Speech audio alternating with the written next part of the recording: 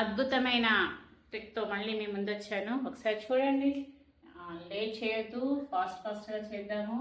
Cube to root 7, cube to root 7, cube to root 7, cube to root 7. So అన్నీ కూడా ఇప్పటివరకు అన్నీ మనం స్క్వేర్ రూట్స్ గురించి తెలుసుకున్నాం కదా. ఇప్పుడు cube to root. Okay, so ఎన్ని క్యూబ్ టు రూట్ ఉన్నాయి ఇక్కడ? 1 2 3 4. So 7 to the power of 3 power 4. Okay, so దానికంటే ముందు రాసుకోండి. 3 power 3, 3 power 2, 3 power 1, 3 power 0.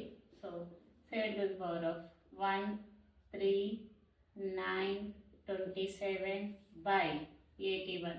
So 7 to the power of 27 plus 3 ఏమవుతుంది? 30. ఇక్కడ ఒక 10 అంటే 40 by 81. ఓకే, ఇలా ఏ లెక్కలైనా సరే ఈజీగా చేయొచ్చు. రూట్లో ఏదున్నా సరే నో ప్రాబ్లం. దాని పవర్ ఎన్ని రూట్స్ ఉన్నాయో దాని పవర్ రాసుకొని ఇక్కడ న్యూమరేటర్లో మాత్రం దానికంటే ఒక తక్కువ నుంచి ముందుకు వెళ్ళిపోండి 0 వరకు.